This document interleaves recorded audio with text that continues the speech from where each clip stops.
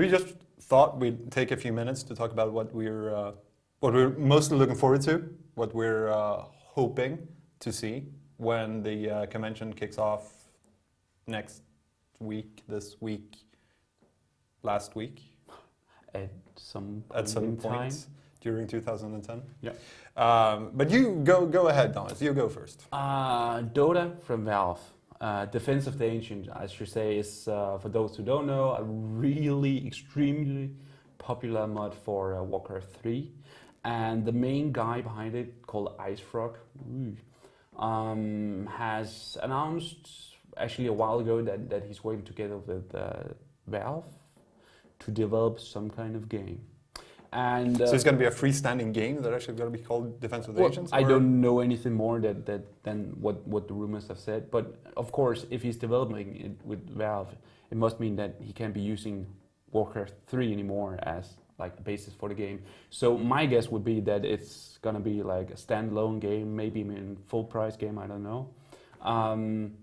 Yeah, and just this week there was a new story that Valve had actually secured the rights to the Dota name. So I don't want to say it's been confirmed that that's what they're working on, but everything sure seems like it. And I'm just hoping for an announcement and hopefully like the first peek of how they're gonna like do their Valve-ish stuff. the Valve-ish magic. Yeah. Was finally getting some time with Guild Wars 2 from ArenaNet. Yeah. So actually they released a trailer just this week, last week, or 1 week. Around this time they released the trailer for it. When they were talking, like a lot of big words, it's going to change the face of MMOs as we know it, and so on. But it's going to be interesting to actually see it, to see more of it, to hopefully get some hands-on time, and just sit down with the developers and talk to them and ask them some couple of questions about how the heck do you expect that to work? Which is going to be great. And just after reading your impressions of it, it's actually one of the few MMOs that I'm actually planning on giving a try, also because of the first Guild Wars. I'm so proud of you, Thom. I'm really proud of you. Also because of the first Guild Wars was a really good game. So. Yeah.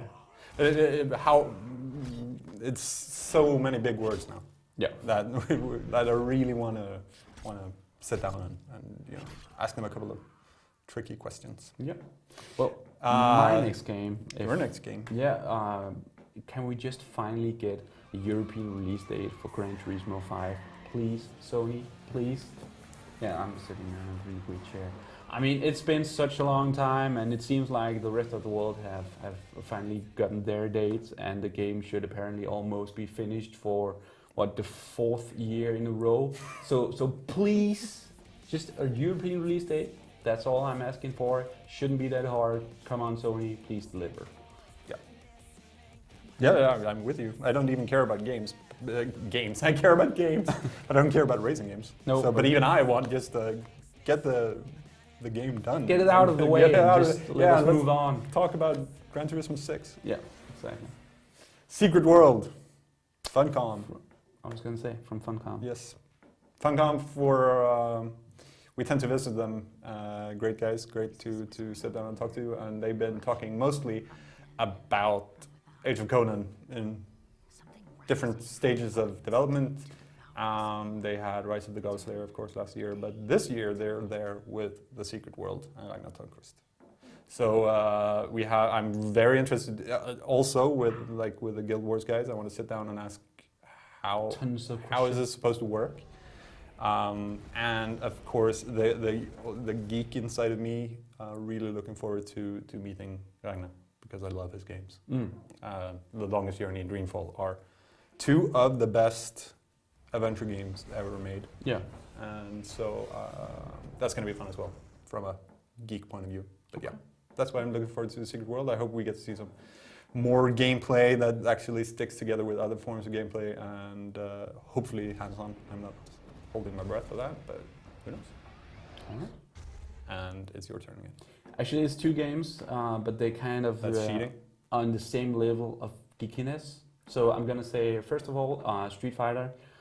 X Tekken, as it's supposedly called. Cross Tekken? Cross, that's right, Cross Tekken. We do know that the developers are apparently going to do like a real fight, some sort. I don't know how that's going to happen, but I just want to see more of the game.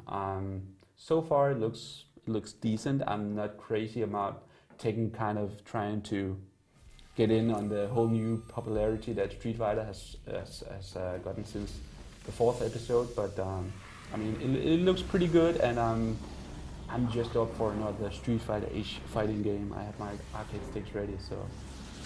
And the last game that I'm gonna mention, Child of Eden from Tetsuya Mizuguchi and Q Entertainment. It seems like it's the spiritual successor to Arrest, and that, in my book, is like almost the highest praise, the highest form of hype I can throw at a game. So. And also one of the games after E3 that we were really hyped for. Yeah, and I mean just anything new, just a new screenshot, just a new like piece of music, anything will just make me so happy. Yeah. So. First of all, Blizzard's going to be there. We have appointments to talk to them about Diablo 3 and Cataclysm, which you're not that interested in. But it's going to be. We don't really know if Blizzard actually is bringing any new information with them to Gamescom. Considering that they have BlizzCon coming up, like a new class for Diablo 3 would be pretty big news for people that really want Diablo 3. Yeah. But we don't know. Perhaps they're going to show that at Gamescom and then give a Cataclysm release date at BlizzCon. Perhaps they're not going to show anything at Gamescom that we haven't seen already. But also hands-on time with D3 would be nice. Ooh. That would be really nice. But we just have to see what Blizzard. It's Blizzard. They're, of course, it's going to be interesting either way. But new information, not so sure about that. And I'm going to add a game that interests Mr. Blickfeld here as well. Is Frogster is going to be there as usual. Of course, Frogster is a German company, so they're going to be there with Runes of Magic and stuff like that. Not so interesting compared to that they'll be bringing Mythos as well, because Frogster has been confirmed as a European publisher for Mythos. And if you don't know what Mythos is, it's Flagship Studios' game that never made it out of beta. It was cancelled, but now the rights have been bought by Hambisoft, a Korean company. And it's kind of the predecessor to Torchlight. To Torchlight, yeah, like a semi-MMO version of Torchlight. Yeah. So they're going to be there, and they're going to show the new version of Mythos. Of course, the original developers are not involved, since they created Runic games on Torchlight. So I know we're going on Torchlight too. You better do it justice. True. That's all I'm going to say. It's going to be nerd rage. I'm going to nerd quit the game even before it's released. And also it shouldn't be that hard, because the online beta that actually was out of Mythos was really playable. So and they have had like a couple of years since then to really work on it. So hopefully it will be good. Yeah. That's more or less what we've been hoping for. There are, of course, a lot of rumors circulating about Gamescom.